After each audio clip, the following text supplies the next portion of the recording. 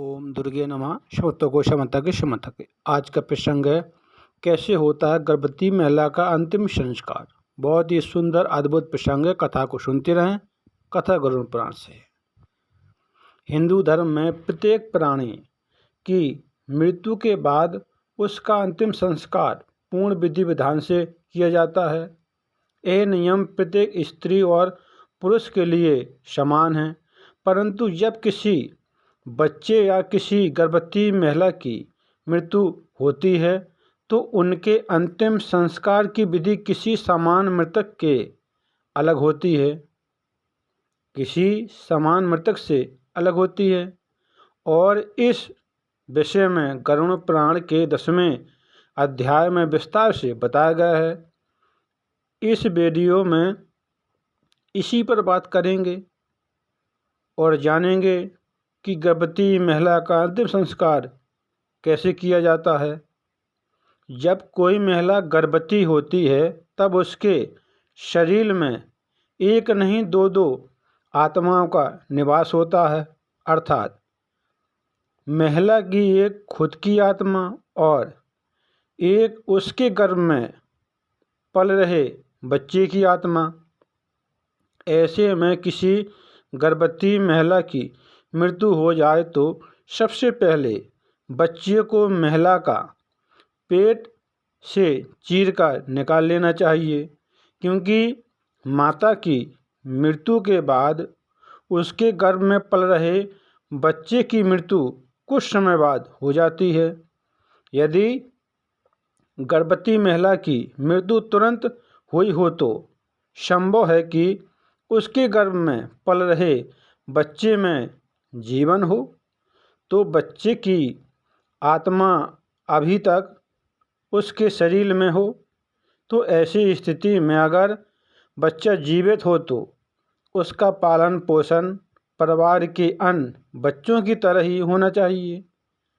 अगर बच्चा मृत निकले तो उसका अंतिम संस्कार कैसे करना चाहिए, वह भी इस वीडियो में आगे जानेंगे। गरुड़ पुराण के 10वें अध्याय में गर्भवती महिला का अंतिम संस्कार से जुड़ी एक स्पष्ट विधि का वर्णन मिलता है, जिसके अनुसार मृत गर्भवती स्त्री का अंतिम संस्कार गरुड़ पुराण में वर्णित क्रियाकलापों के अनुसार ही करना चाहिए। मृतकों का उनकी अवस्था के अनुकूल बताई गई क्रिया के अनुसार ही अंतिम संस्कार करना चाहिए। एक निश्चित अवस्था के बाद व्यक्ति का उपनयन संस्कार किया जाता है, और जिन व्यक्तियों का उपनयन संस्कार हो जाता है उनका पूर्ण विधि विधान से अंतिम संस्कार किया जाता है। स्त्रियों में उपनयन संस्कार नहीं होता है, बल्कि विवाह को ही उपनयन के ही तुल्य मानकर ही उनके दाह संस्कार करने का विधान है।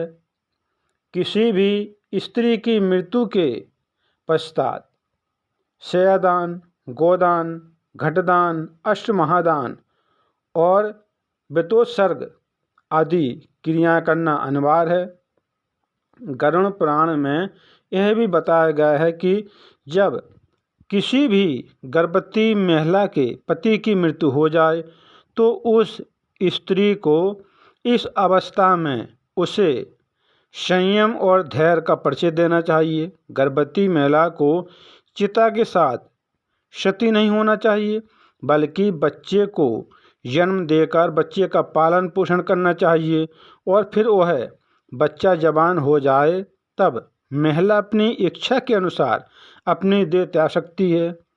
परंतु कालांतर में सती प्रथा का अंत हो चुका है और ये प्रथा कहीं भी देखने को नहीं मिलती है।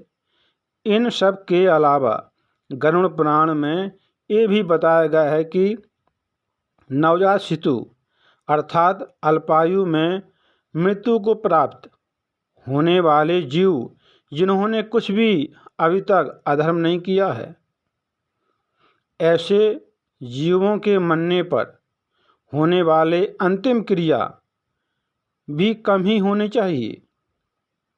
इसलिए उनके अंतिम क्रिया में दाह संस्कार करने का विधान नहीं है, बल्कि जमीन में गड्ढा खोदकर रीति रिवाजों के अनुसार दफनाने का विधान है।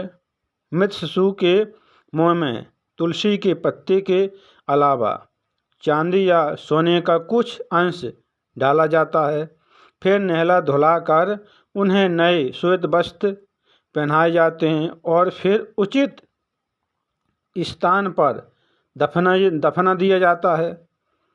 ऐसा नवजात शिशु से लेकर 8 वर्ष तक के मृत बच्चों के साथ किया जाता है। हिंदू धर्म ग्रंथों में बताया गया है कि इसी उम्र के बाद बच्चे उपनयन अवस्था में पहुंचते हैं और इस अवस्था से पहले मरने वाले बच्चों को अग्नि से पवित्र होने की कोई आवश्यकता नहीं होती है। इस अवस्था से पहले बच्चे पापरहित होते हैं। यही कारण है कि इस अवस्था में पहुंचने से पहले बच्चों को जनेऊ तक नहीं पहनाया जाता है। वही 8 वर्ष से अधिक आयु वाले बच्चों को उनके लिए दाह संस्कार करने का प्रावधान है और ये क्रिया तब तक संपूर्ण नहीं मानी जाती है जब तक उस मृत बच्चे की अंतिम संस्कार के पश्चात उसकी अस्थियों को गंगा में विसर्जित न कर दिया जाए। और फिर इसी के बाद गर्भवती स्त्री की मृत्यु के बाद माँ के गर्भ से निकले मृत शिशु के शव को दूध में बहाने की बात भी कही गई है। गरुड़ पुराण में गर्भ के नष्ट होने के संदर्भ में अलग से एक तथ्य का वर्णन किया गया है, जिसके अनुसार गर्भ नष्ट होने पर कोई क्रिया तो नहीं की जाती है, परंतु ऐसे शिशु के लिए इसकी मृत्यु होने पर विशेष रूप से दूध का दान करना चाहिए। दूध का दान उचित माना गया है। कथा गरुड़ पुराण से थी। कमेंट बॉक्स में श्री माता दी लिखकर माता को अपना आभार व्यक्त करें और कथा को सुनते रहें, काम करते रहें, मैया का नाम जपते रहें। सब भक्तों को श्री माता की